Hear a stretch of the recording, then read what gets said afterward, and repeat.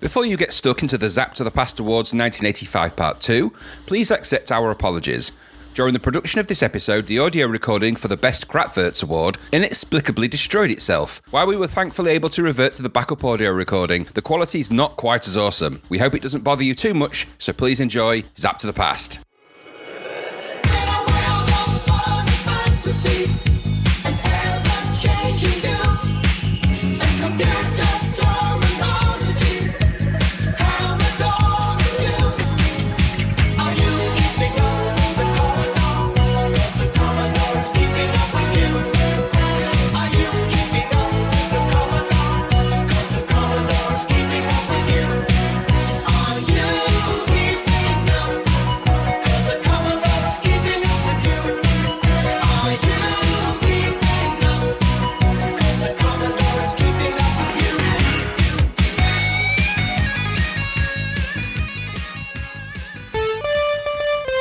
Welcome to the Zapped to the Past Awards for 1985. Hello, welcome to the next part of the Zapped to the Past Awards for 1985. You've listened to the first part, and coming up, we've got 3 more big awards. We've got the craziest concept, we've got their best crapvert, and we've got their big one. We've got their best game, and we'll also see what you thought were your favourites for best game, best music, and best visuals. So stay with us, because it's all coming up after this quick break.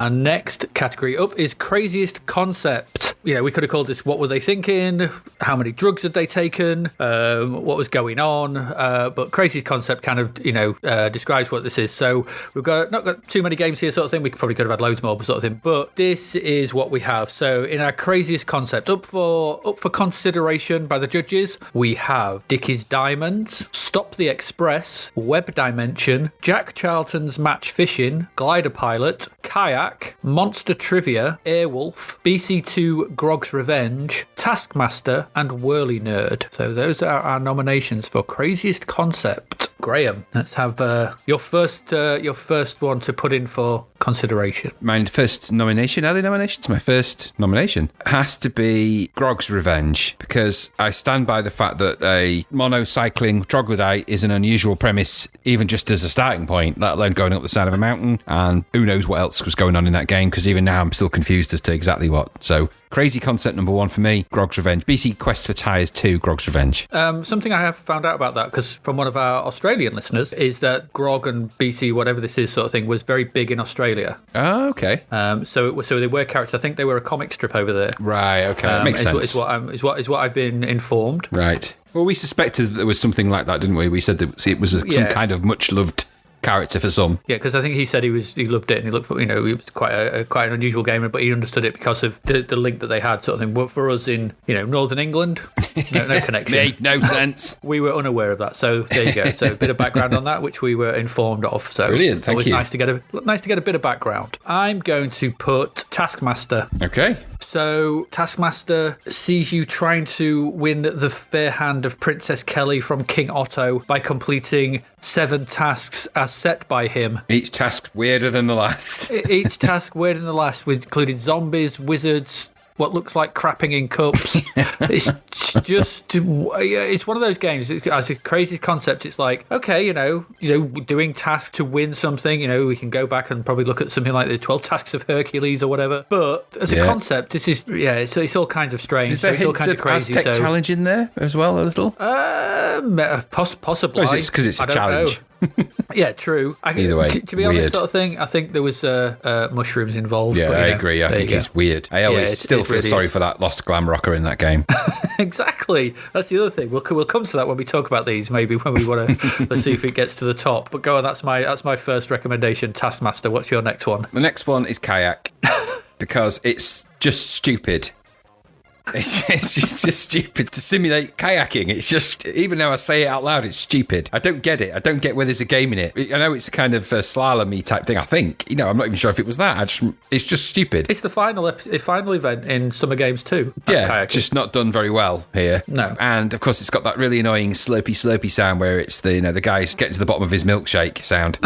So it's just a concept too far. Kayaking is not a game. It's not a simulation, or not something that really lends itself to 8-bit simulation. So kayak is my second choice. Good choice. I'm going to put in a Web Dimension. Yes. As my second one. If someone said to me, describe Web Dimension, I would struggle, because this is, again, I think it's, Amadar type stuff. So it's you're colouring in a web, but I don't think you are, because every now and again, this is the musical one, isn't it? It's the musical. So every now and again, you press your fire button and a series of musical notes come up. Still don't know what you have to do, really. No. At some point, sort of thing, there was some person had a particle was flying through the universe and smacked into their head and gave them this idea, and they saw it in all its colourful brilliance of what it could be, and they went away to the Commodore 64 and they programmed it. But somewhere along the line, that particle became dark and twisted and damaged broken, and came out as this crazy madness, which I couldn't, music colouring in web thing. Exactly. Just because it can't eat gold and expect to shit it out, can you? It's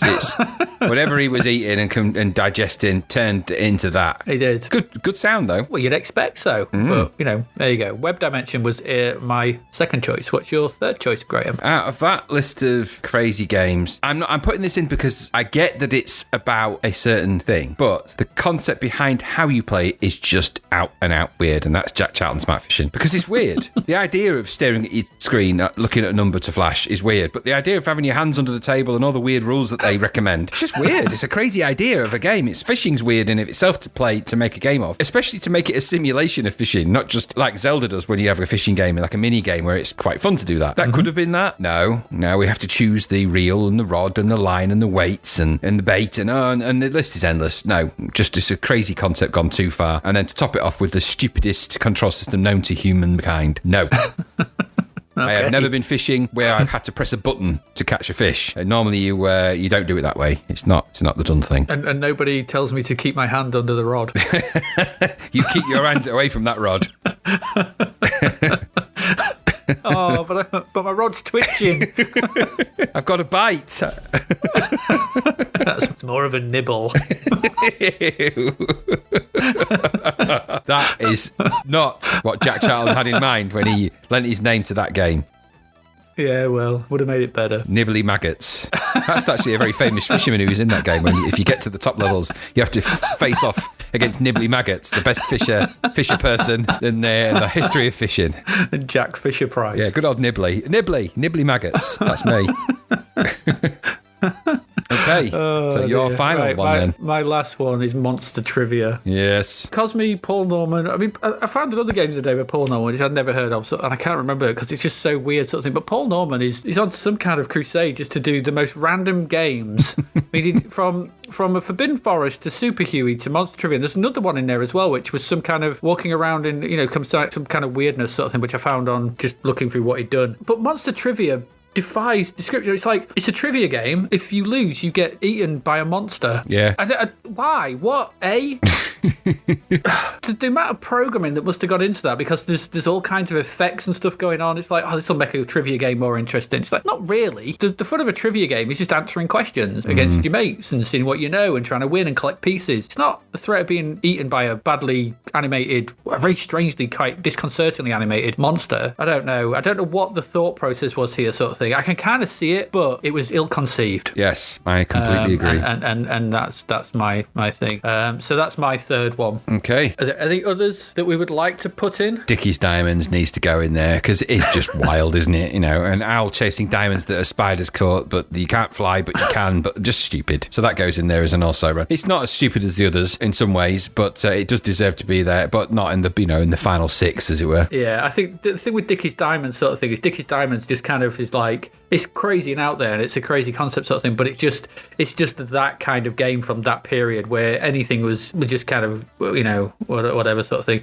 The other one I was thinking, if I was going to put something in, would probably have been Airwolf. Right. I know it's a license aside, and I've been strongly confirmed that this is a Fort Apocalypse. I've never played Fort Apocalypse. it is exactly like Fort Apocalypse. So I've been made well aware that it's a Fort Apocalypse knockoff sort of thing, but it still doesn't explain why they.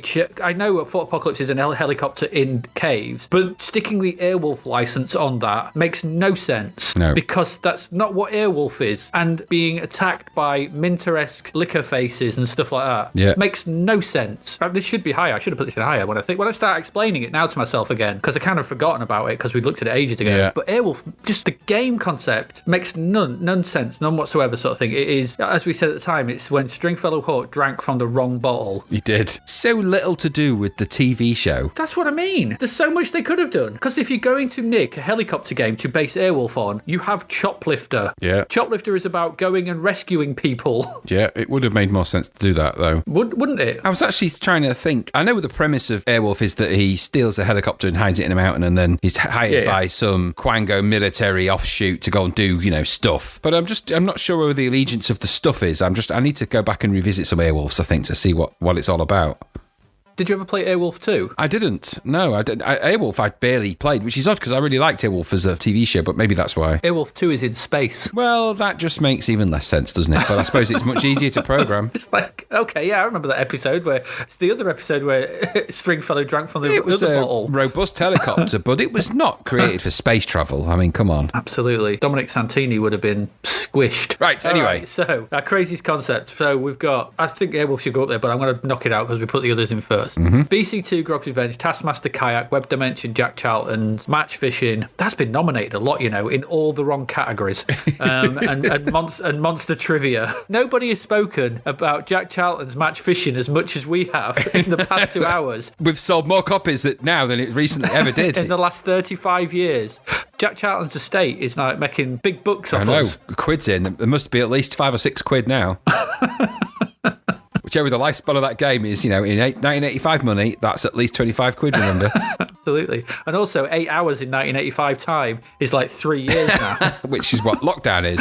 So he just, you know, that's the game for lockdown, isn't it? When you can't go fishing, just do that. No, he'd be making. No, that was released 30 years too early. What are we doing again today, Dad? Playing Jack? Not again. Not again. Shut up. You love fishing. We never catch any real. Shh.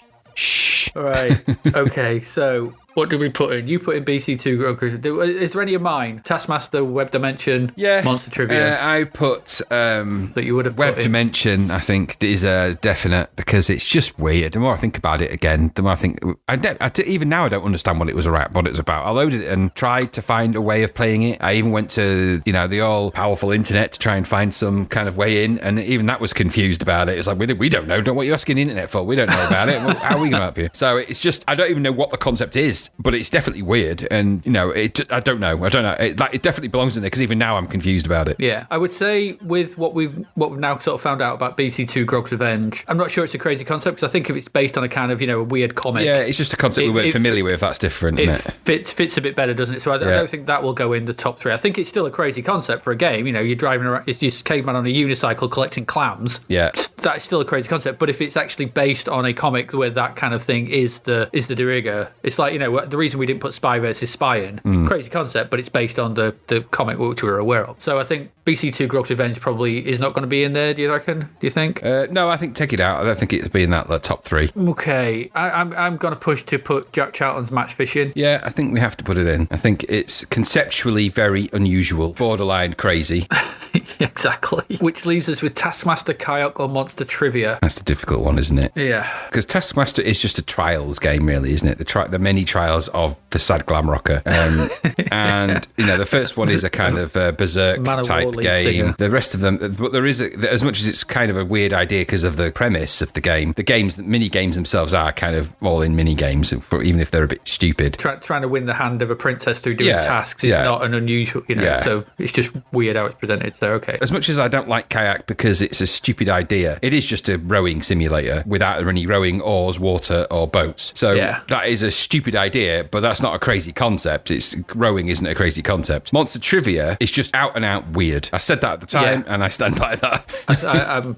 I'm going to go with you on that, and I'm going to put Monster Trivia in as our third one. I think if you're going to put Kayak in, you'd have Glider Pilot in, wouldn't you? Yeah, totally. And no, Monster Trivia is just weird. It's weird. It is. Yeah, it is. So our top three, in no particular order at this point, are Web Dimension, Jack Charlton's Match Fishing, and Monster Trivia. Do you have a preference? Yes, I actually do. I am leaning towards. I don't understand Web Dimension, but the concept is weird. But maybe that I'd never quite got to the grips with what it was actually about, and had I maybe found the answer and the internet, revealed to me the great truth of Web Dimension, maybe there's a game in there. But for pure out and out crazy concept, sitting your hands under your table, staring at a screen in case a fishing peg flashes, it might not, over an extended period with your family and or friends or both, is a crazy concept. It is out and out crazy, and it is nothing like fishing. So it's even crazier. And to top it off, Jack Charlton's was a sensible man. Very caring and a nice guy. But I think he was, he'd had the wool pulled over his eyes over this one. That is just a crazy idea made crazy. So for me, Jack Charlton goes to the top. Yeah, for me, it's Jack Charlton or Monster Trivia. Yeah, I think for me, Monster Trivia is the second one. Yeah, so I think you're right. I mean, yeah, 1, 2, and 3 sort of thing. I think when you look at them, Jack Charlton's Match Fishing, who sat there and thought we'll have 8 people with their hands under a table watching That's nothing? Normal.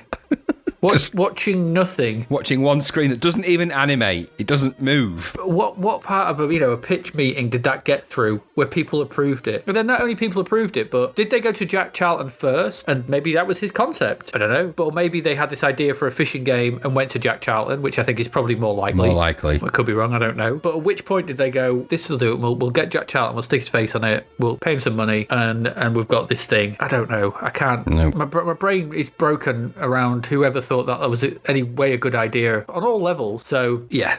Jack Charlton's Match Fishing is something I've not seen the like of. And you know what's just an additional weird about Jack Charlton's Match Fishing, as I've just thought of. He doesn't even really mention the fish, does it? It's all about the tackle and the rod and the equipment, but there's no mention of the different kinds of fish. I never caught a fish, so I've no idea. No, but I just think it just seems odd that you made a fishing game that's just about catching quote marks fish. It just seems odd to me that in a game with that much pay attention to detail such as it was, the fish seems to seem an inconsequential part of the overall thing, which is odd considering it's called match fishing. Well, I don't know much about match fishing, actually. I know that you have to catch fish and it's for some kind of contest. You're competing against each other to catch fish around a pond. Yeah, not sitting around staring at a TV, though. That's a whole different kind of thing. Anyway, long and short of it is, that's the overall, that's the winner of the Craziest Concept Award then. I think so, yeah. The winner of Craziest Concept goes to Jack Charlton's Match Fishing. Runners-up, Monster Trivia and Web Dimension, with honourable mentions to Taskmaster, Kayak, BC2 Grog's Revenge, Dickie's Diamonds, and Airwolf. So there we go. That's the craziest concept we came across in all the games from 1985 that we looked at, and there were quite a few. What we got left to do? We've got, the big one now. Before we end on the best crapvert. We always end on crapverts, so we're going to do the best crapverts at the end. Mm-hmm. So we have one more. Actually, no, we've got some mini ones. We can do the mini ones. We've got some mini ones. We'll just go straight into them now, shall we? Yeah. Our best film. So we're just going to state these, actually, because we had a look and we're just going to state these. What was our best film? Graham, what was your best film of 1985? Out of the list of the things we've looked at, Rambo, because it sets out to do exactly what it does.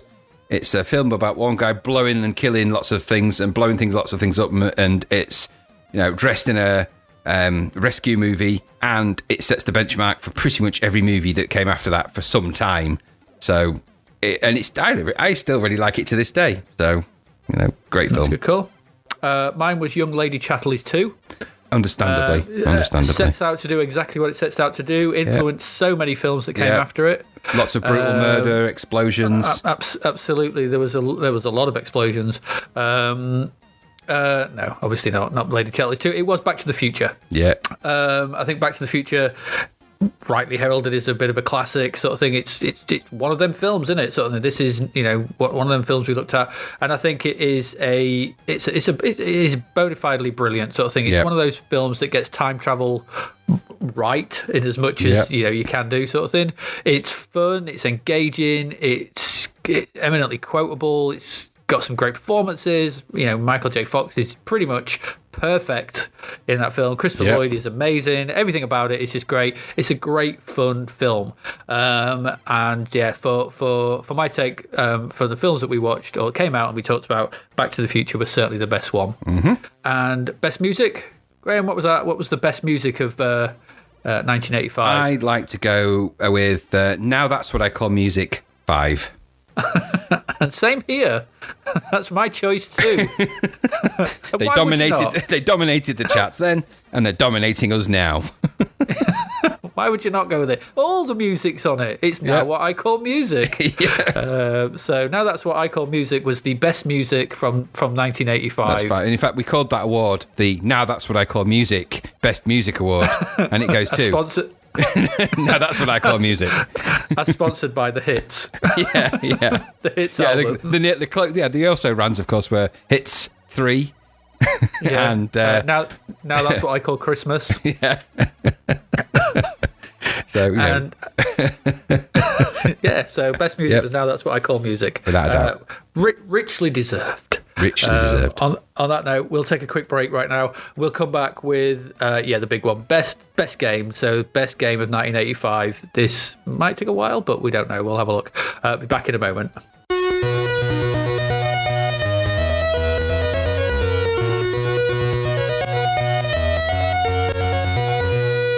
Welcome back to the big one. This is best game. What was the best game, in our opinion, that came out in 1985 from May onwards? Obviously, if something came out that was great that came out in January, February, March, April, tough. We don't know about it. We don't want to know about it. We've got enough games here. Let's have a look. So this is our list of games for consideration. All these are good. So we have Shadowfire, Cauldron, Pathfinder, Theatre Europe, Super Pipeline 2, Drop Zone, Kickstart, Gribbly's Day Out, Boulder Dash 2, Beachhead 2, Way of the Exploding Fist, The Fourth Protocol, Confusion, International Basketball, International Tennis, On Court Tennis, Skyfox, Kennedy Approach, Summer Games 2, Hypersports, Frankie Goes to Hollywood, Rescue on Fractalis, Monty on the Run, The Great American Cross Country Road Race, Nodes of Yesod, Byron McGuigan's World Championship Boxing, Paradroid, Winter Games, Wizard's Lair, Hacker, Karateka, Scarabaeus, Zed, Who Dares Wins 2, Ace, and Crazy Comets. That is a very big list. It is a big list. That's pretty much everything that we liked. I'm pretty sure everything's not going to go in there sort of thing. I think for this, we'll do 4 and then an also ran as well, because there's a lot of games there. I think we sort of need to recognise some of these. So I'll let you go first. So my first choice for best game is Way of the Exploding Fist. Okay. As we've previously said, it's just a benchmark combat fighting karate game with amazing sound and action, great controls, huge sprites. Just set the benchmark for that kind of game forever, and it's a very, very, very important game in the history of the Commodore 64 particularly. So Way of the Exploding Fist. Good call. I'm going to put in Summer Games 2. Yeah, good shout.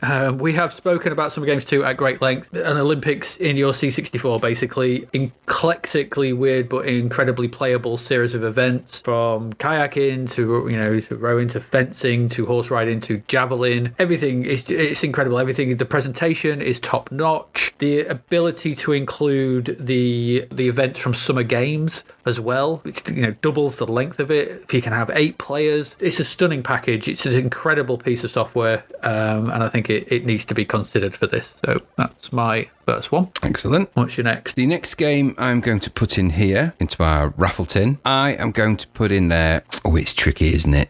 Paradroid for me goes in there for all of the reasons we've already explained, but just because it's simply one of the most complete and polished games I have ever played and remains so that's in my list. No, fair enough. Okay. I'm going to put Frankie Goes to Hollywood. Good choice. As my second choice.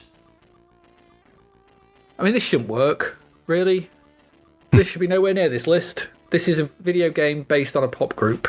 A very popular pop group, but it's a video game based on a pop group, and we'd already had Give My Regards to Broad Street earlier in the year. So this should no way be anywhere near this list, and yet it is, because it is a genuinely incredibly well-designed piece of software from a team of software developers who just knew what they wanted to do and knew how to make a concept of the concept of Frankie Goes to Hollywood into a playable game that was both challenging, interesting, varied, looked and sounded great, kept you playing, was innovative in its ability not to rely on standard video game tropes that were done at the time, was confident enough to do its own thing, and was, all the better for it. It's an amazing game, and I loved it then, and it's still great now. So Frankie Goes to Hollywood is my second choice. Okay, so for my third choice, I am going to choose something which is, I think, a super playable game and something that I spent a lot of time playing, and that is Who Dares Wins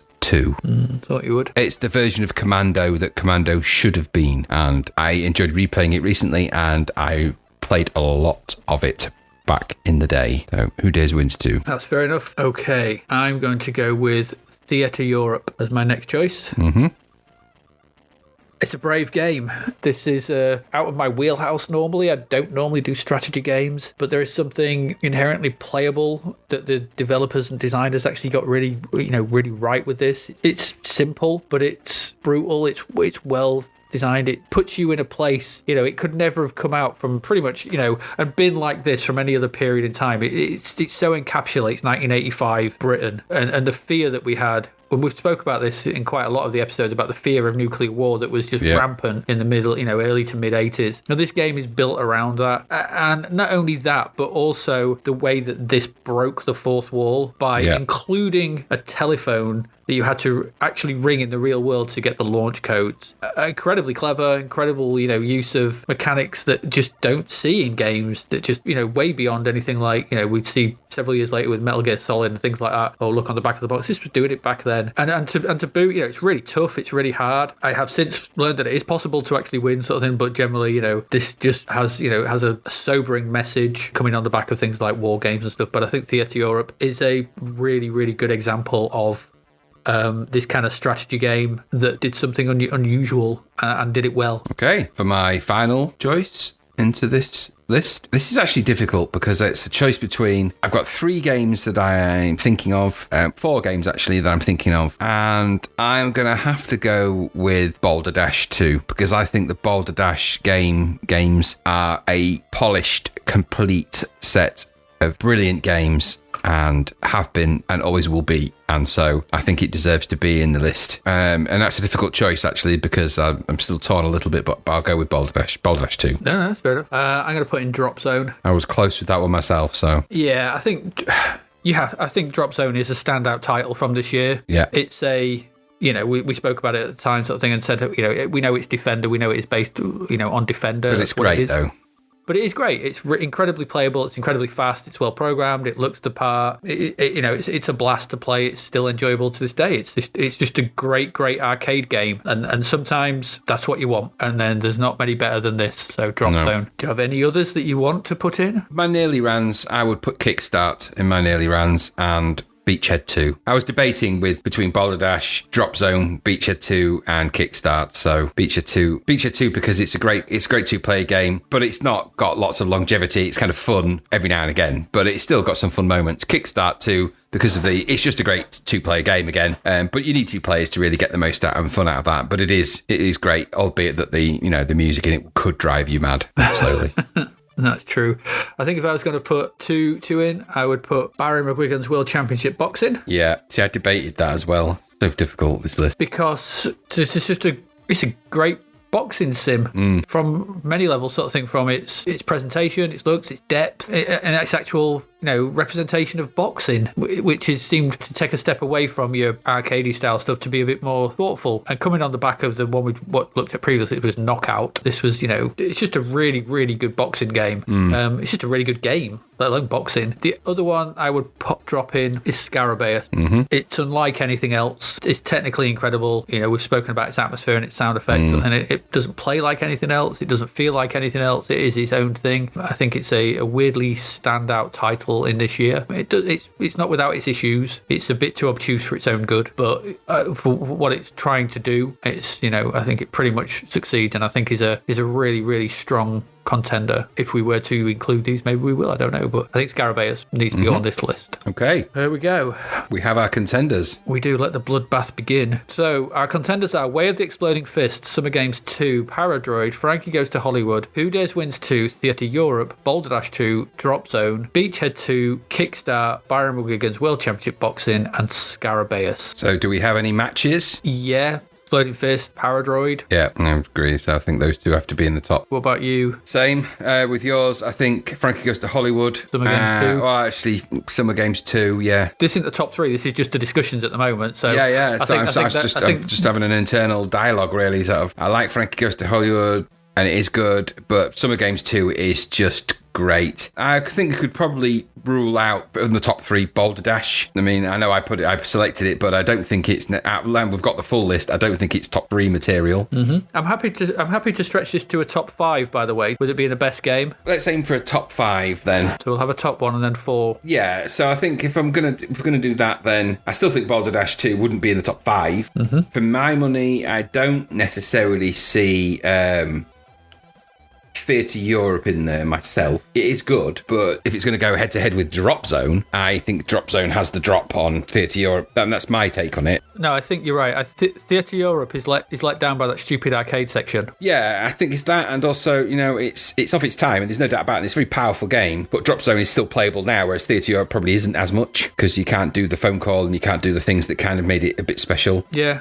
I'm in agreement sort of thing. I think Theatre Europe needed to go in this list. I don't think it's going to be top 5. There are some issues with it. And like you said, some of the things that made it so powerful back then are no longer doable. If I was honest, I like Who Dares Wins 2 a lot, but it's not as good as Drop Zone. So I don't know that Who Dares Wins 2 would be in the top 5 of all of them. In a world where you've got Drop Zone in there as well, Drop Zone probably should exist in that top 5. So do we think our top 5 then is that? Way of the Exploding Fist, Summer Games 2, Paradroid, Frankie Goes to Hollywood, Drop Zone? Yeah, I think that's the 5. Now, out of those 5, which one is the best game out of all of them? Oh God! I've actually got a firm idea of what I would place at the top of that list. I say I've got a firm idea. It's between 2 games for me that go in the top. Now, this is a top 5, and this is a 5 games that are all brilliant in their own way, in many different ways. At the moment, I'm debating between Summer Games 2 and Paradroid. They're competing with each other for my personal best game out of that 5. Mm-hmm. But that might be a different competition in your mind. So that's for me, and I'm having a bit of an internal dialogue. What about you? Where are your pointers pointing? I can absolutely see the arguments for both of those. Well, let's talk about Way of the Exploding Fist in regards to those others. Way of the Exploding Fist is brilliant at what it does. Yes. Okay.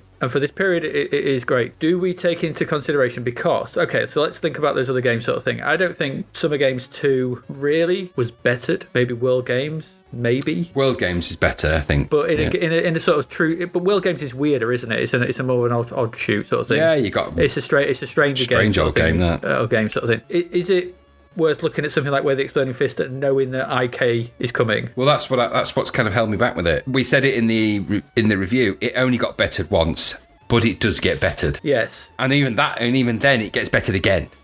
By IK Plus, yeah. By IK Plus, yeah. For me, Summer Games 2, I think, is still the peak of the game series. There is the argument for World Games, I think. World Games is more eclectic. It's more unusual. Better animated. It is. There is some great stuff in there. The cliff diving is his particular favourite. But I would argue with Summer Games 2, pulling in, do we acknowledge the fact that you could pull in the Summer Games event? Yeah, I think that's an interesting thing to do. But there's a whole ton of sports games. Yeah, there is. There's a whole ton of sports games out at this time. Summer Games 2 is the best of the sports games, but it's not a unique, even in the arcade, this isn't a unique offering to do sports games, because they've been out in the arcades for some time. Summer Games 2 is an extension of the kind of all of that. Paradroid, on the other hand, is completely unique. It's completely different, completely new concept.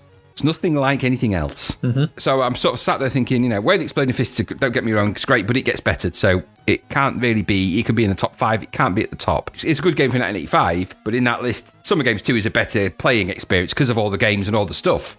I think Summer Games 2, even back then, taking out any, future stuff that's coming along, I think Summer Games 2 is a better game than Way of the Exploding Fist. Yes, I agree. I would agree with you there. I think Paradroid is as well. I think Frankie Goes to Hollywood is as well. Yes, I would agree. I think Way of the Exploding Fist needs to be in the top 5, but it's certainly not the top. No. The argument that nothing else is like Paradroid would also apply to Frankie Goes to Hollywood. Yes, well, I was just going to say it is. However, Frankie Goes to Hollywood is super niche because it's essentially a license leaning on Frankie Goes to Hollywood. So if you don't like Frankie Goes to Hollywood, you're going to get nothing from that. So it is kind of because it's leaning on a fan-based game, even though it's genuinely crazy concept and unique, as were Frankie Goes to Hollywood in some ways, in kind of a weird way. If you weren't into Frankie Goes to Hollywood, you're not going to get anything from it. But Paradroid doesn't have that. It doesn't have that. It's not set in that world. Drop Zone is a version of another game. Frankie Goes to Hollywood is completely unique, but licensed and based upon the crazy concept of a band. And if you like the band, you like the game, probably. Paradroid is the only one in that whole list, with the exception of Where the Exploding Fist to some extent. But even that's got a legacy of arcade in it, of course, with Karate Champ. Karate Champ, yeah. So for me, out of that list, the truly most unique games in there are Paradroid and Summer Games 2, because of the nature of the events they put into Summer Games 2, because they are kind of totally off the wall.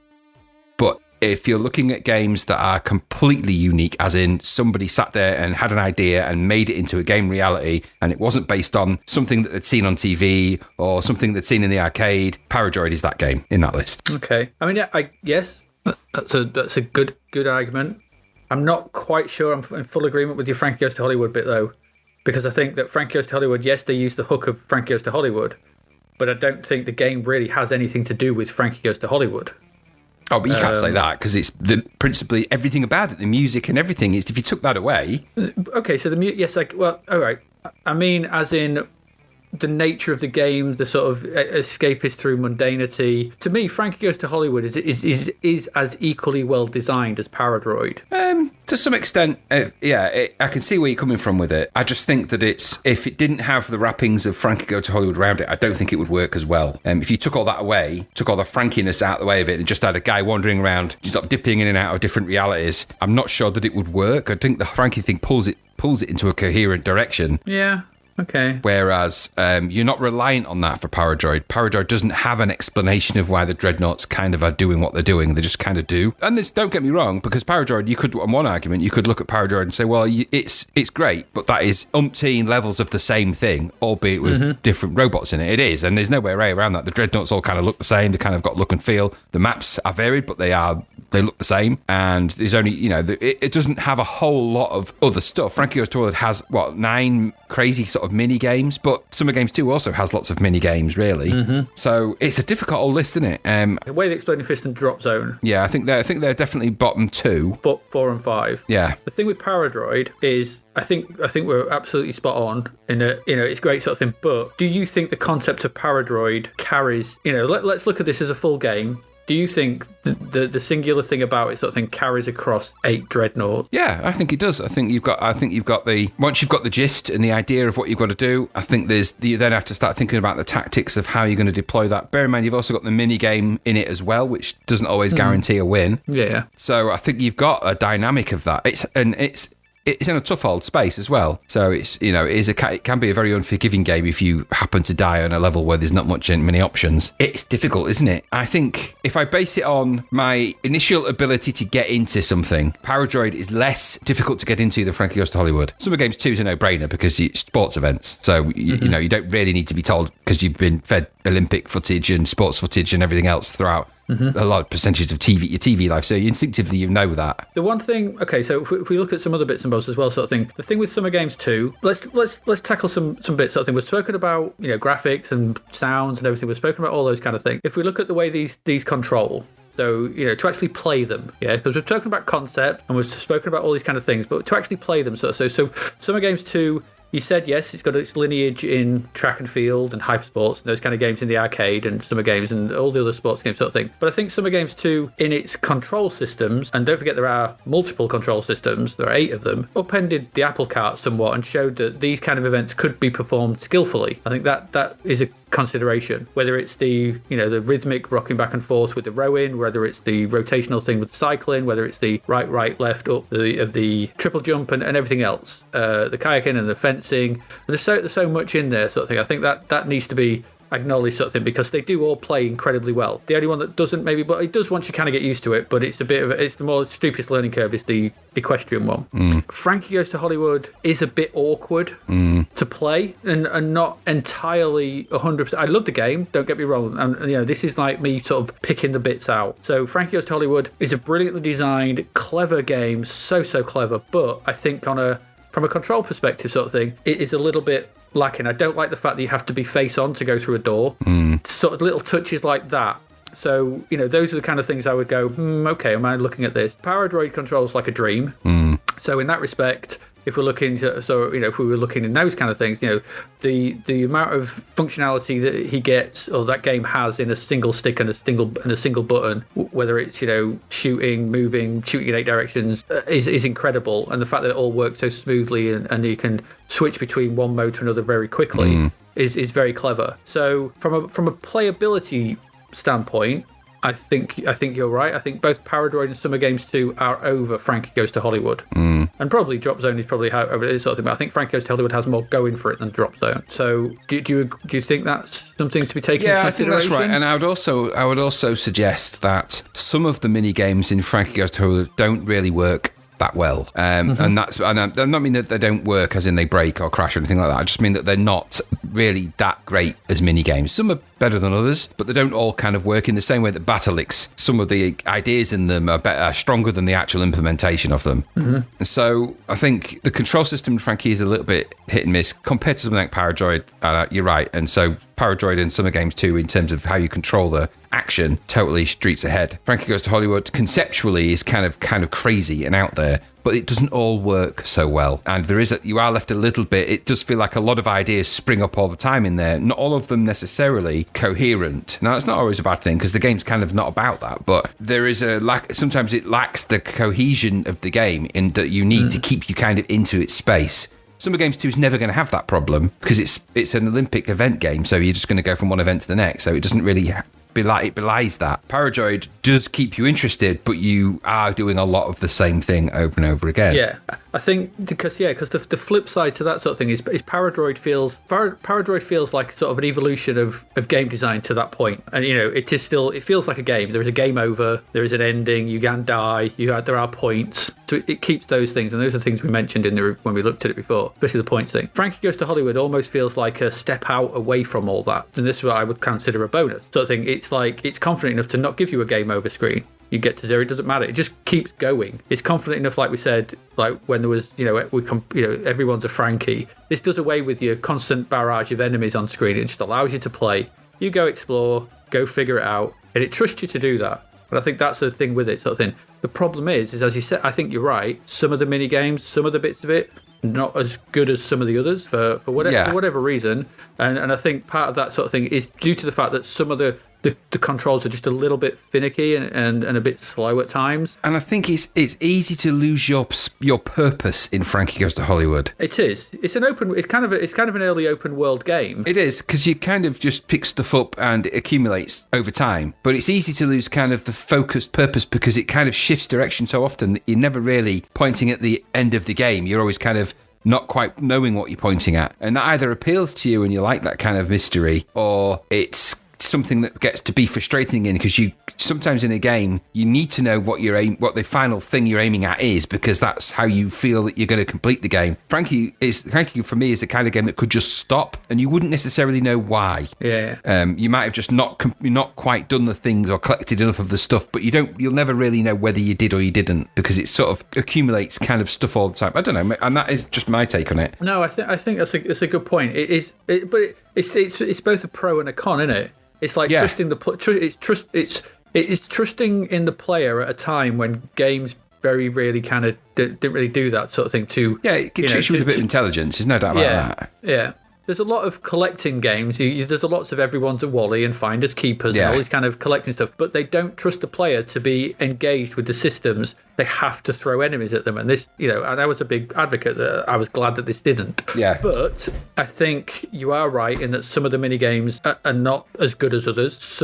And I think I'm right in the fact that the controls are not quite as streamlined as they could be. No, I agree with you. Yeah, there's the little issues, tiny issues here and there that do that. And I think you're right. Sort of, take away the Frankie thing, that might be an issue, sort of thing. So I think with all that, and as much as I love Frankie Goes to Hollywood, I think it's a great game, an amazing game, sort of thing. I think, it's between Summer Games 2 and Power Droid for me. Now, is that with you? Yeah, absolutely. And I am an advocate of the sole vision of the person that made Paradroid. Paradroid is the result of one guy who had an idea and he programmed that idea and created all the bits they needed to create and made it happen and did not compromise on his idea and made everything work really well. One guy. Now, that's not taken away from the people that made Summer Games 2, but they are a team of people. Yes, and they produced a game that is worthy of a team of people. It's great. It is a really great game. It's so much fun multiplayer. It defies all the rules. Paradroid doesn't have that because it's not multiplayer, but Paradroid is the singular vision of one guy who made a completely unique game that has some elements of repetition in there, no doubt about it. But it's slick. It's very polished. It's easily something that still stands up and works as a concept to this day, whereas these sports games don't, for some reason nowadays. Not as much anyway. So I think I'd have to lean towards Paradroid as my best game, and Summer Games 2 would easily be number 2 in that list, which is no bad thing. I mean, that's an amazing list of 5 games right there. But I think I've had so much fun with both of those games, but I have to go with my instincts. And this is my own personal choice, so my instincts are telling me that I like Summer Games 2, but there are lots of sports games. There aren't many Paradroids. No. Okay. I don't think... yeah. I think part of me is just sort of going, it was got to be Paradroid, wasn't it? And it just seems like the obvious choice. And it's like part of me is going, let's be different. But you know what? I don't think there's anything wrong with saying Paradroid is the best game that came out in 1985. No, absolutely not. And that's a very, very powerful list of games. Not just the list we've chosen, but the entire list. There's some amazing things and experiences to be had. So many in different ways that it's a very difficult task to pick out your favourites. And this is totally our choices. Someone else might much prefer Gribbly's Day Out to anything we're talking about. But you know what? You could have a great time with any one of these games. We're just having to say, we've got to pick these ones out because that's kind of what we committed to do. And what a list that is. If you didn't play any of those games but those 5, you'd have a great time anyway. Yeah. Okay. I think I concede. I think Summer Games 2 is an evolution of the. I mean, and also as well, it's a sequel, isn't it? Yes, it is. So they built on Summer Games. Yes, which is no mean feat because Summer Games was good. But Summer Games 2 obviously was a step above sort of thing, but it's still building on what had gone before. Yeah, I think you're right in saying that Paradroid is. Yes. I've changed my mind. Wow. in at the last minute was for those who don't know, we're doing this on a shared document, and I think Graham's cache hadn't been cleared because Ian Botham's Test cricket just appeared in the list. It did, and in a bizarre twist. I like your way of thinking, but I can't go with it. So I'll go with that. I think I'm going to say Paradroid. Yeah, Paradroid Summer Games 2. Yeah. Fair enough. I think you're right. And fair play. Paradroid's amazing, and it still is. Yeah. Hats off, Mr. Braybrook. Yeah, you made an incredible game. The best game of 1985, according to Zapped to the Past, is Paradroid. Followed by Summer Games 2, Frankie Goes to Hollywood, Drop Zone, and Way of the Exploding Fist. With honourable mentions going to Who Dares Wins 2, Beachhead 2, Kickstart, Baron McGuigan's World Championship Boxing, Scarabaeus, Boulder Dash 2, and Theatre Europe. What a list. Well done, Mr. Braybrook. Well done. That is a great list. Considering the year started, when we started this, episode 1 did not bode well. To put it bluntly, sort of thing, but to end, and as you said, sort of thing, that was a long list of really good games. Yeah. We've played 160 odd, whatever it is. That's a fairly decent list for us to go. All those are worth your time.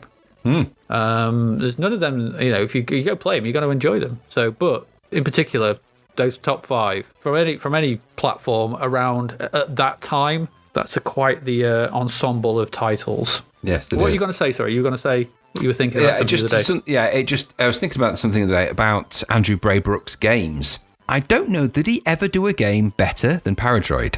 And it was a question I had in my mind, because I know we'll look at these other games as we go through, and there's Iridium and there's loads of others. Alley Cat, was it one of his, I think? Mm-hmm. I just think to myself, when we come down, when it will obviously something we'll debate later down the line, but did he peak early? Is the question I was asking myself. Did Did he make that game and was he never as good, or were all of his games kind of good? I just don't remember getting as much fun out of Uridium when I played it. I don't remember it that way. But you know what? That's why we do this podcast, isn't it? So I might have a blast when we replay it when we come to that. I think Uridium's. There's another. He did a puzzle game or something. Where I was looking at his list of games. I can't remember what the title is, but we'll come to that. I honestly don't know. I mean, I've played Uridium quite a lot recently for work purposes. I was playing it, sort of thing. It's a simpler game. It's a fast, hardcore. It's an arcade game. It's an arcade blast with, but it has some issues. We'll come to them obviously when we look at it, sort of thing. I don't ever know if lightning struck twice. That was kind of my thinking, because I know that, for example, if we just look at that list, right, that top 5 that we've got, our best games. So, Paradroid, okay, best game. Andrew Braybrook, great programmer, and went on to make some other games, which we've just discussed. Summer Games 2. We know what comes after that, Winter Games, of course, but also World Games, California Games, all great titles and all kind of up in the ante a little bit in kind of crazy ways. The team that made Frankie go to Hollywood go on to make other Denton, isn't it? So they're going to make some really interesting stuff, but did they peak at that? Yeah, I think that's their best game. That's right. But Drop Zone, that's Archie McLean, and he comes back with some absolute corkers. Yeah, he does, yeah. Goodness me. Yeah. So I just, I look at that list and I don't actually know who made Way of the Exploding Fist on the Commodore 64, to my shame. Greg McLean or something. Greg someone or other. Obviously, it's Melbourne House. He's an Australian guy, I think. So I don't know if is he the guy that came, but did he come back to do Fist 2 or? I think so, yes. Which, Fist 2 has problems, but Fist 2 Tournament is an amazing thing. Greg Barnett. Greg Barnett. It's Greg Barnett. It was developed by Beam Software. Greg Barnett, Bruce Bailey, Neil Brennan, and David Johnston. I mean, the reason I mentioned that whole sort of just as a conversation piece is because this is 1985. We know we've got loads of issues of Zzap to go, hundreds and hundreds more games to play. Some of those games are going to be from the people that made these very games we're looking at. So it's just interesting to see that this is 1985 and they've already hit some real highs with Paradroid and Where the Exploding Fist and stuff like that. It's just interesting because we know that next year this list is going to be even bigger, and some of the people in this list are going to have more games in there, and it's just going to be. I think it's fascinating. But was Paradroid his best early game, and did he ever get that good again? It's certainly that Houston released better games than Paradroid later down the line. I honestly don't know. I mean, I think my problem is with Braybrook sort of thing is I don't really know much post Uridium. No. So I know he did. Was it Morpheus? Morpheus, that's the one. Yeah. Yes, it is. Yeah, the one where you could sort of build your ship. Because didn't he do another Zzap diary for that? Yes, I could be wrong. I believe so. I seem to have a memory that he did another one sort of thing, and he was talking. I seem to remember him. So he said about one ship looked like it was firing toothpaste or something. It's always something that stuck in my head. So I think he did another one, and that you could build your spaceship. But I think I remember playing that and it being a bit, I don't know. I think I could never quite get on with whatever was going on in it. I don't think I quite understood it. But I'm interested to go back to these to see, because I don't know. I honestly don't have much of a relationship with them, so they could be really interesting. You go back and you go, oh my God, I missed some in here. Yeah, just had a quick look on the Wikipedia, and it doesn't look like there's a fully encompassing list on there. There's Paradroid, Gribbly's Day Out, Fire and Ice, Uridium, and Morpheus. That seems to be, but I'm pretty sure he must have done more than that. But he's on Twitter. We should tweet him and ask him. He is on Twitter. I see him pop up every now and again. Yeah, Uridium Author is his Twitter name. Greg Barnett, who did Where the Exploding Fist, also did the Commodore 64 conversion of The Hobbit. He worked for Melbourne House, because that was a Melbourne House release, wasn't it? Sherlock. But he also did Horace Goes Skiing and Hungry Horace. Okay. And Fist 2 and Rock and Wrestle. Rock and Wrestle, my gosh. I played, I did get a lot out of that. I did play it a lot. But was Exploding Fist... Exploding Fist, don't forget, was superseded by Fist 2 Tournament. But anyway, we're getting off topic a bit here. There we go. That's our best games. We do have one section left to do. We've got a quick break. And then we'll be back with the best, or the worst, Crapverts from 1985. So stay with us. We'll be back in a moment.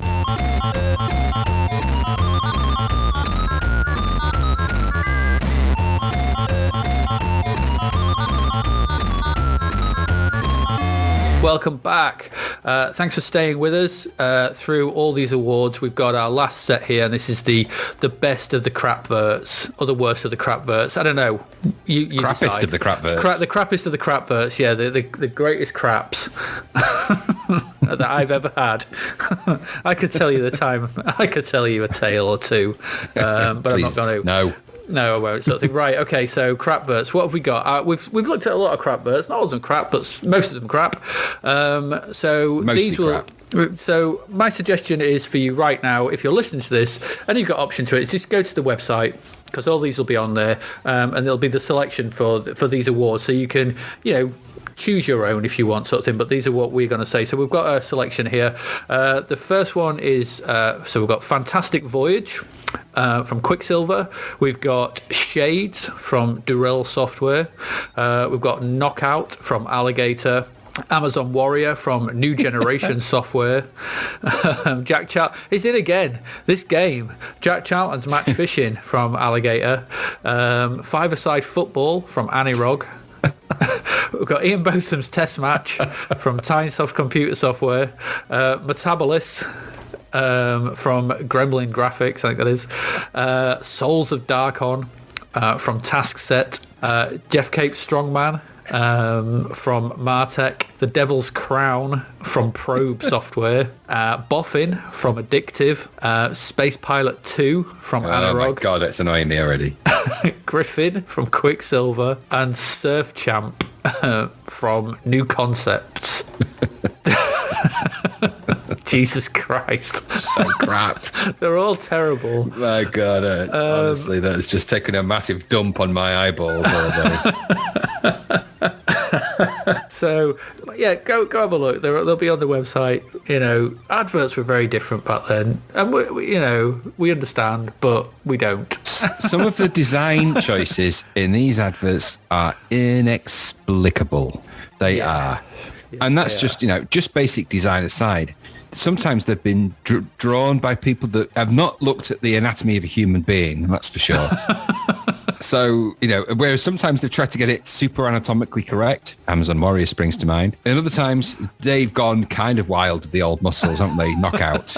And Jeff Cape springs to mind there a little bit, although he's more burl. Oh, you've got the front to your eyes that is Ian Botham sneering with what looks like a turd across the top of his lip with lipstick on. And what can only be described as unrealistic hair. That's a wig. And weirdly enough, the other image of Ian Botham on that doesn't look anything like the one at the front. I think it's like a weird version of Bruce Forsyth with a wig on. So he's just Hobson's choice. Looks like he's wielding a really crap sword as well. Doesn't look like a cricket bat. It's not. So I think in the tradition of how we've picked all the rest of them, I'm going to pick my first choice. Okay, go on. Cacophony of dog meat we've got here. And my first choice has to be Metabolis, for every reason that we spoke about when we first mentioned it, from the fact that it's got a Birdman in it that's not what they describe, from the fact that he's not that bothered by the fact that his entire race has been changed to lesser beings, from the fact that Metabolis makes no sense, the Channel 5 TV antenna on top of his palace, right through to the fact that he's got no way of helping anyone because he hasn't got arms or functioning feet or a mouth, and he's still wearing underpants, which is kind of disturbing in every possible way. So for me, the first one in the list is Metabolis. But what about you? Can we just stop now? Yeah. That's it. All right, no. I'm going to go... I have to go with Knockout. Knockout, yeah. I have to go with Knockout. So Knockout is the boxing game from Alligator. We looked at this at the time, sort of thing. But Knockout has, at best, irreverent attitude towards realistic muscles. There are muscles there that I'm not aware of. There's a boxer who's been knocked down, who's looking a bit worse for it, who's looking towards us, and above him, obviously, is the person that knocked him down. But I'm not sure if he knocked him down with his fist or his neck wings, because it's clearly that what are those muscles? What are they around his around his upper arms? I'm not sure that anyone has muscles like that in reality. No, they go up to his and what's that really harsh shadow? It's like a computer had muscles sort of described to it. This is what muscles look like on a person. I understand. I will draw them, and this is what we got, because no human has ever existed that looked like that. And the guy on the floor doesn't look much better. No, it is a muscly affront. It is to your senses. So Knockout. Not I hate that hate that logo as well. But that's by the by. That's overweighed by the sheer musculature. So Yes. there you go. So what's your second one? So my second choice is this is such a debate I'm having, but you know what? My second choice, I'm going to go with my gut instinct, and it's the confusing array of geometry that is Shades by Durell Software. The clip art special. Yeah, it's Homer's webpage, is what that is.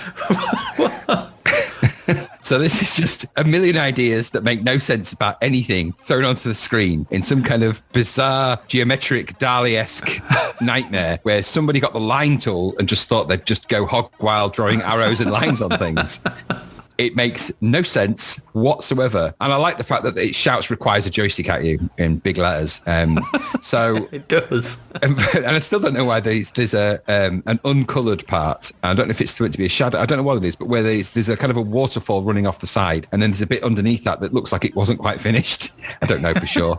Anyway, it's an erratic display of geometric crazy and definitely going in my list. So Yeah, okay, good call. All these are good calls. I'm going to continue on my muscle trip and put in Amazon Warrior.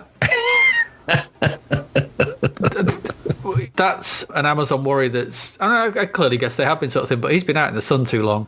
He's very worried as well, isn't he? And his spear's too short. Too short. It's too short. So Amazon Warrior, they couldn't really be bothered to do much about the background. So we've got some mountains and a sort of gradient sky, and then there's some green with what look like a bit of fern here and there. No jungle though. No jungle. No Amazon. No Amazon jungle there. No, just a bit of fernery. And then in the foreground sort of thing is our titular Amazon Warrior grasping his spear with again, I don't know if these are as bad as the knockout ones. They're bad in a different way. So it's just, again, someone drew this sort of thing, and I think someone said, can you just increase the wrinklage by 5%? So they got the wrinklage slider, and then the finger slipped. Yeah. and before we knew it sort of thing, someone had pressed Control S, and it was all saved. And there's nothing they could do at that point. So the wrinklage had to stay. I don't know what is going on with the saggy skin on his right arm, on the underneath of his right arm. Yeah, totally weird. It's all kinds of, someone just, said, when people are out in the sun, they get a bit wrinkly. But not like this. Not like this. Not like this. And stop putting triangles on everything, you crazy people. Triangles everywhere in that advert. Everywhere's a triangle. The other thing as well is that, as an Amazon warrior, you'd think he'd be used to bats and spiders and wouldn't be that really terrified of them. No. Because these on here, and a scorpion, that's where they live there. You're kind of at one with the Amazon, but no, he's looking a bit pensive. And there are too many Bats aren't in of themselves that dangerous in the Amazon, are they either? I don't think so. Just bats, just flying mice. No, and just as an aside, he does look like he stepped off a recent WWE. He's a bit. He reminds me of them sort of 90s wrestlers. Jimmy Snooker, I think his name was. He looks a bit like that. It actually doesn't look like skin. It looks like he's wearing a coat. He's wearing a flesh coat. Carved. Yeah, he's wearing carved, a flesh coat. He's got his flesh coat on because it might be a bit chilly in the Amazon. I just pray to God that those underpants have got a back because it just they look all front. Anyway, that's a debate. That's why that snake. Hairy pants McGee there. That's why that snake's looking a bit lippy, tonguey. Sorry. He is. He's probably giving it some stick there. Yeah, so Amazon Warrior is my second choice to be considered. Your final choice? My final choice. This is actually tough because I hate both of these adverts with a passion. But do you know what I am going to go for? Because it contains so much stupidity and I do not like to see images cut out this badly. Five-a-side football. Because they've just got some photographs of a football game, cut them out, stuck them onto a nonsensical background with just a solid, massive brick wall. It's not that they can even. There's no goal in their background. There's no goal in the. So is he the goalie? The guy? I don't get it. I believe he's the goalie. Yeah. So he's the goalie, but there's no goal for the other team in the distance. So they're just a wall. So it's kind of a bleak view of five-a-side. And it's got that really, really awful Pele image in it that makes no sense. And then it's got its little poetic style advertising on there. Everything about that advert is crap. in every possible way, including it's awful, because the game's bad enough. But no. And that five-a-side football typeface just shouts not football at you. It's kind of, what is it, Hessian? I don't even know what you call that. Anyway, it doesn't matter. It's some blinds, isn't it? Yeah, it is. Venetian blinds type. I don't know. It's just... Yeah, I don't like the I'm big... going to have to avert my eyes from it now. I don't know what was wrong with the actual floor that these kids were playing football on either, because they've just replaced it with a big rectangle of green. Well, that's just because they're cut out from the actual football pitch they were on and placed in this nightmarish world of walls and They could have at least left the pitch on there. That would have made sense. There were shadows and stuff. I suppose it's a game where none of the, why have Pele in it? Like we said at the time, not known for his five-a-side generally. No, it's just a bad advert. Traditional 11. Right, there are... Your final picking. Final one. Oh, God, there's so many. Do I pick the confused Griffin? I think we have to put in Ian Botham's test match. I think really, it's either that or Souls of Darkon. And as much as I love the crazy imagery on Souls of Darkon, I'm going with Ian Botham's test match. Ian Botham's test match needs to go in sort of thing. As we've already spoken about this sort of thing. It is a slightly pained Ian Botham alike with a turd on his lip and lipstick on sort of thing in close up, and in the background, as you said, Jimmy Hill with a wig on playing cricket. It is Jimmy Hill wielding a banana, wielding or a leek, wielding whatever that is. A baguette.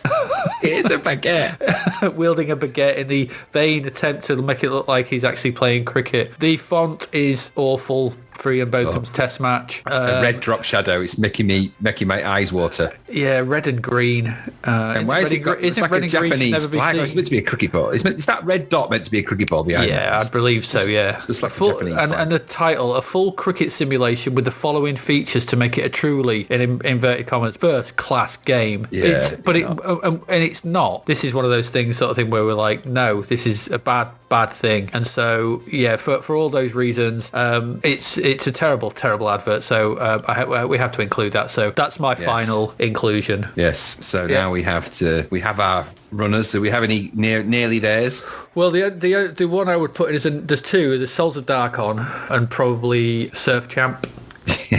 That's so bad. Yeah, I'd go with those. I mean, I definitely would agree with you with Souls of Darkon, just for those awful cut-out letters where they haven't cut out the centre of the O's. So just that. I'm hesitant to put Jack Charlton in there because he's been in everything else. I think he needs a night off. Yeah. So I'd go with those options, I think. And nearly ran for me would also be. I really want to put Boffin in there, but I'm not going to. But part of me just because that guy's face, but because who does that? Who just sits on top of the logo going hello? So I think I'll go with the ones that you've selected there. So Souls of Darkon and that stupid Surf Champ with the kid that's got gushing liquid coming out his face on his Spectrum, and no joystick needed. It's the most revolutionary concept yet in home computing. I don't think so. Yeah. Nah, mate, it's not. It's not. Right. So there are also runs, so that we're not going to include it. So do we have a? I think Metabolist has to be in the top three. It has to be, yeah. I think that's a given. So Metabolist is our top three. So we have Ian Botham's, Five-a-Side, Amazon Warrior, Knockout, and Shades. God. What's your thinking to put for those out of those five to put in the top in with Metabolist? So I think that Ian Botham needs to be in there. It's got red drop shadow. Neither of the images in it look like Ian Botham, and it's a blatant lie. As well. Yeah. So I think Ian Botham has to go in there. Yeah, well, I picked it, so yeah, I'm happy. Yeah, put that in. Yeah, I put that in, I think. So Metabolist is definitely in that top three in Botham's. But what about, is there any we agree on in there? I mean, we agree on them all, I bet, really. Yeah, we do. See, part as much as that stupid Knockout and Amazon Warrior thing, sort of thing, the clip art madness of Shades is one I would have put in myself. So it just defies logic, that advert. And so whilst the others are bad drawings, and Knockout is a bad drawing, as is Amazon Warrior, five-a-side. I think five-a-side football is just stupid. It's just I can see what they were going for. Cutout, yeah, quick cutout. Yeah, it's a quick knockout job. I don't think that stands up against the other three. No. In terribleness. No. So for me, it's Amazon Warrior, Knockout, or Shades. But I think Amazon Warrior and Knockout almost like cancel each other out. I don't think you could have one of them in without the other. No. Because you know what I mean? They're anatomically inexplicable. And I think we've given them their muscly due. Yes. Which sounds horrible. I don't want anyone's muscly due. Thanks. Keep that to yourself. Absolutely. It's the failed attempts at a follow-up to Mountain Dew. Ew. When you go to the gym, you need a stimulus. You need muscly dew. Ew. So shades for me. It's curtains for me. Okay. It's curtains for me. So then we have our three: Metabolus, Ian Botham's Test Match, and Shades out of our Crapverts now, which is going to win the coveted title of Crapvert of all Crapverts for 1985. That's the debate. And so you've got the Birdman fiasco, the advert that is not Ian Botham, or the geographic clip art nightmare that is Shades. Where does your compass point? Bird bulge. Yes, I have to agree. I think we agree. I think it's just for every reason that exists, for everything in that advert that is so crazy and wrong, Metabolus stands as the Crapvert of all Crapverts for 1985. Everything about it is stupid. By a cruel twist of fate, the transformation leaves you with the body of a bird, but the brain of a human. And yet the advert You've got man legs. The advert has the body of a man and the head of a seagull or a gull. And the feet of a seagull or an eagle. I'm not sure which bird. You've got wings but no hands. He is no use to anybody. He's going to be able to catch worms. It's just, and I know he's still got man genitalia, which means that he's going to want love, and that's just not going to happen for him anymore. Well, you won't want to. No one's going to kiss him. He's going to peck him. He just peck their eyes out. Yeah, he's just like, oh, can I have a quick peck? No. That's it. Exactly. And you know what? If you need him to go to sleep, you just put a blanket over him, and he'll just knuckle down and go to sleep. It's like a good bird. Absolutely. Absolutely. He's going to be constantly harassing you for some trill. He is going to eat you out of house at home with trill. You are going to be trilled out.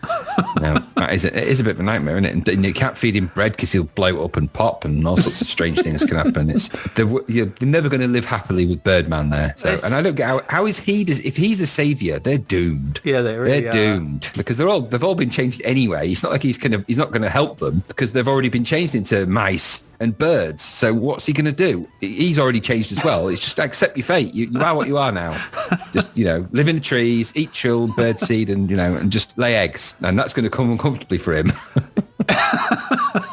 He's gonna have to perk those back feathers up. He is. Yes, he doesn't realise it yet, but there's a painful future in egg laying for him, and maybe that's what's in his pants. It could be his egg sack. Yes. I'm just thinking, it was an egg, not an egg sack. Right.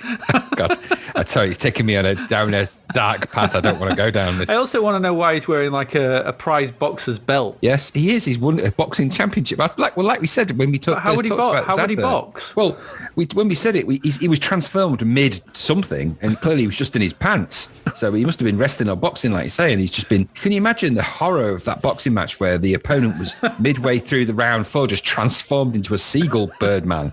He'd be like, I'm definitely going to win now because he can't even. In fact, his gloves have come off.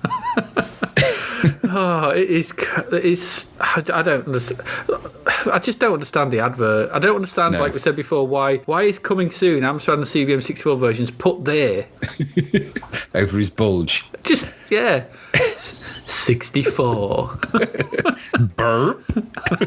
It's, oh dear. It's so odd. It's such an odd thing. And it says, again, stretch your wings, steal their nerves. You're the last hope for mankind. But they're not mankind anymore. They're birds and mice. They're birds because they were changed by the Kremlins. The invading Kremlins. Or the Kremlins. Could be the Kremlins. I'm not sure. I still like that line. But by a cruel twist of fate, the transformation leaves you with the body of a bird, the brain of a human. That's not. Never mind all that. It's the winner, hands down. It is. So, Oh my God. the winner of the Crappest of Crapvert 1985 is Metabolis by Gremlin Graphics, with the runners-up Ian Botham's Test Match by Tynesoft and Shade by Durell Software, with honourable mentions to Knockout by Alligator, Amazon Warrior by New Generation Software, and Five-A-Side Football by Anirog.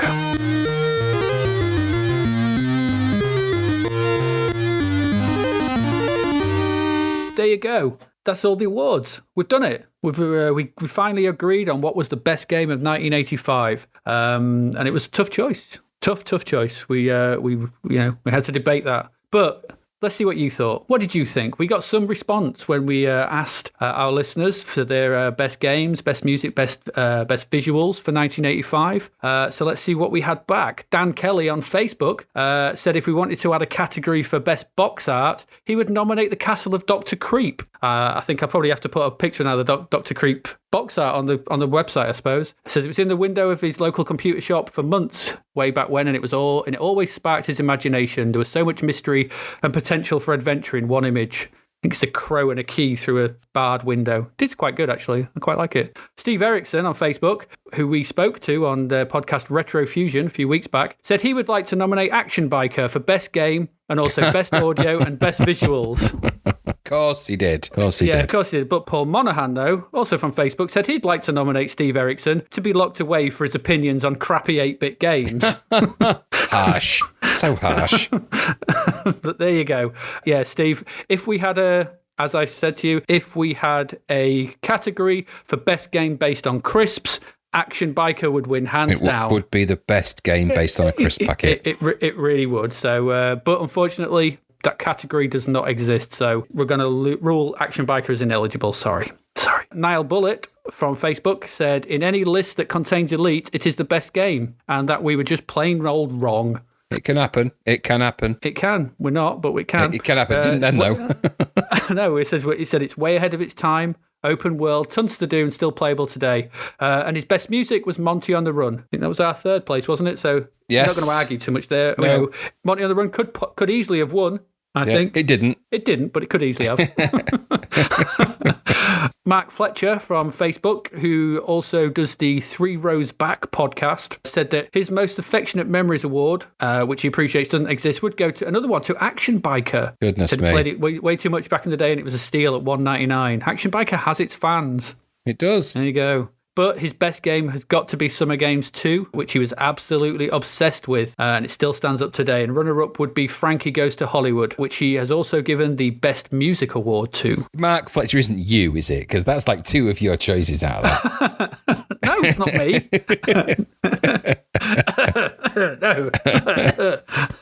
No, it's not me. And I have to say, I wonder how many of these Action Biker fans sent off the 10 packets of crisps required for their free copy. I hope one of them did. Well, I'm hoping they all did, because otherwise I'm just, their views are null and void as far as I'm concerned. And the whole marketing plan falls apart, right? That was the reason to be. It was. So hopefully they all did. If not, they're not true Clumsy Colin fans. Nathan White on Facebook, best music, game and visuals to Monty on the Run. He says for him that game is flawless. Well, we made it third and the game didn't feature in our winners category. No, but you know what? It didn't. That's good that he likes it, because it is a very well-respected game. It is. We did like the game. When we played it. So it's a great game. Too bloody hard. It's the best one of them.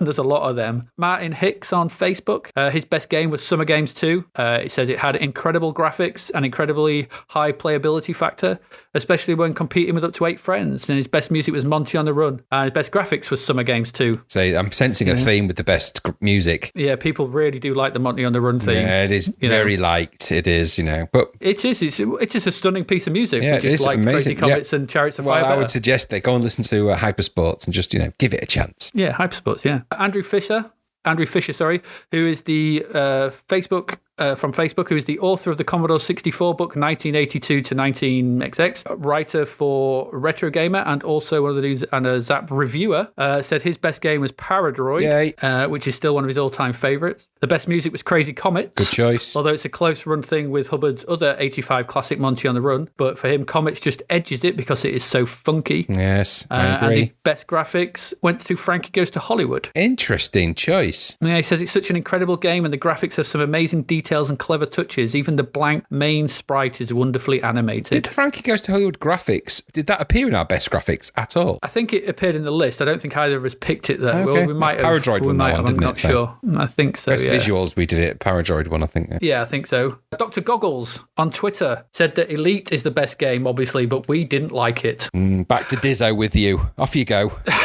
Absolutely. You need to, back to Lave, then to Dizzo, then Dizzo to Lave. Lave to Dizzo. Dizzo to Lave.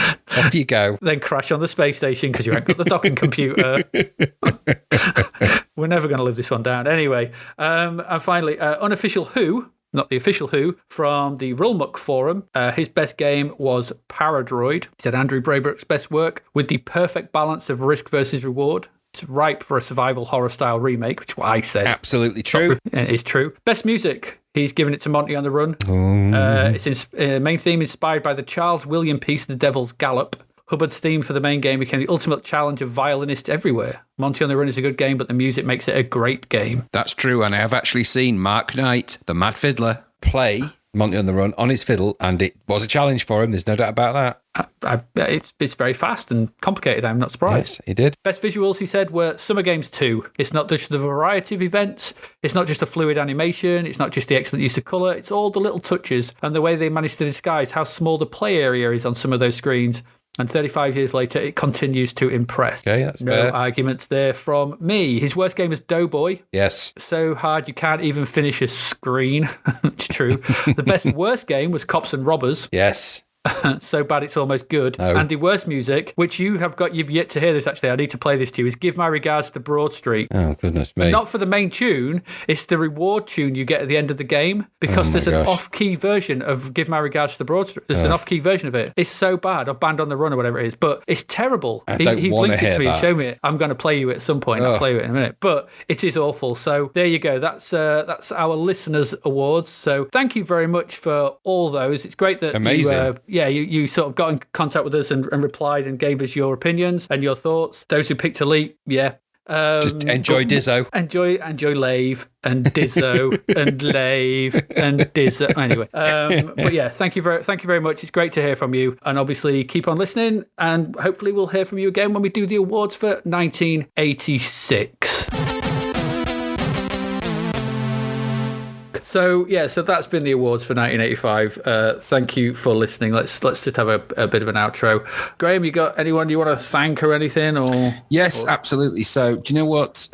We only started this podcast, how many weeks ago? No, it doesn't matter. We started this podcast because we thought it was AD had a gem of an idea, actually, that there's mileage in playing some of these old games to sort of revisit them and have fun with them. And we do that. But we're nothing without the people who listen to our podcast. So just a heartfelt thank you to all of the people that have taken the time to download Zapped to the Past, to listen to it and to enjoy it, to give us comments and feedback and all the different kind of communication channels that we have. It does mean a lot to us that people out there are enjoying what we do, because we do it because we know we like this kind of stuff and we get great feedback. So just a thank you to everybody that's listened. Please do share and tell everybody if it's something you think they might enjoy. Please do share them and tell them that, because you know what, we do this for fun and we like to share that fun with you guys, and it's great to get that kind of feedback. So I think that's my thanks. What about you? No, I'll just echo that. Yeah, thank you very much for everyone that's interacted, everyone that's retweeted, for people that have got on board. We had no idea if we'd get 2 listeners or even none. We had no idea, sort of thing. But for the amount of people that have listened from and crazily all around the world, sort of thing. So we've got people listening from all the way from New Zealand to all the way across in California. It is, it's actually quite humbling, really. It is humbling, yeah. For you guys to give us your time, because time is precious, and you could be doing 1,000 other things with it, sort of thing. And the fact that you choose to listen to us two ramble on and laugh at or talk about and appreciate old Commodore 64 games means a lot, and we do really, really appreciate it. I'm not going to go too maudlin, rambling, but that's where we are. So thank you very much. If you want to reach out to us in any way, shape or form as we move into our coverage of 1986, you can get us in a number of ways. You can email us at zapptothepast@gmail.com. You can come and chat on Twitter. So you can just message me or whatever on Twitter, message on Twitter. We are at Zapped and I'm quite glad that that's where it cut off, because I wouldn't like to be zapped to the P. I've always thought about that. So just at Zapped on Twitter. You can find us at Zapped to the Past on Facebook. So there's a page and a group. So come join us. Come have a look on there, sort of things. We post stuff up on there. Or you can find us at just zappedtothepast.com, where you will find all the crapverts from every week. You'll find downloads for each episode, list of the games, and anything else we can sort of think of to put up there for a bit of a laugh, or if we find it interesting or things like that. If we get things wrong, let us know. We're not perfect. We're not infallible. As we said, time is precious, sort of thing. And sometimes, our mouths run away from us without us thinking about whether we got it right or wrong. No offence is ever caught, ever interferred or anything like that. But if we do get things wrong, just give us a shout. Let us know. We'll quite happily retract stuff, or not retract stuff, or just say, yep, that was wrong, but whatever. We're only human. So again, thank you very much for listening. We start up with 1986 next week. So we've actually got a full year. Obviously, we only had 8 months for our first year. So now we've got a full 12 to go at. And looking at what we've got coming next month, so for January 1986, it looks like we've got some pretty big games. We've got games like Ball Blazer, which is, I can remember being, I think that's the gold medal. We've got Chimera, Dynamite Dan, Fighting Warrior, Goonies, Here at the Golden Talisman, Imhotep. We've also got another LucasArts one, Cronus Rift, Last V8. We've got Metabolus. Yay. We've got that to look at. Robin of the Wood, Electric, School Days. That seems an old conversion. Interesting to see what that's like. Is. Temple of Apsai Trilogy. I'm not sure if that's whatever that is, sort of thing. Thunderbirds, Underworld, and Willow Pattern. There's a number of games there we're going to look at in the next couple of parts. So so come and join us. And obviously more crapverts, more music, more films, the usual stuff. Listen to us, when we come out. Get in touch if you want. So that's been our roundup and awards for 1985. I've been Adrian Mills. You've been... not Adrian Mills. I am the Birdman from Metabolist. No, I've been Graham Reddings. Oh no, he's been turned. He's got the by an inexplicable twist of fate. He's got the body of a man, but the head of a bird. No, the body of a bird. I've got one arm's a hedgehog. I don't know how that's going to work out. Oh, it's all gone horribly wrong. We've been Zapped to the Past. Thank you very much for listening, and we'll see you again next week. Bye bye. Thank you for listening to the Zapped to the Past podcast. We hope you enjoyed our deep dive into the world of Commodore 64 games, as well as the music, sights, sounds and news from around the 1980s, driven, of course, by the issue of Zap 64 magazine, published at the time. We will be back next week with another podcast, so do please join us. Until then, please head over to zapptothepast.com to sign up to our email list, as well as check out all the links and resources in the show notes. You will also find us on Facebook, Twitter and Instagram under Zapped to the Past. The Zapped to the Past podcast is written and produced by Adrian Mills and Graham Reddings and recorded at Flaky Bits 2.0 Studio. All opinions expressed are those of the writers, and while we indeed love Zap 64 magazine, the Zapped to the Past podcast is not affiliated with it in any way. Stay safe and see you next time.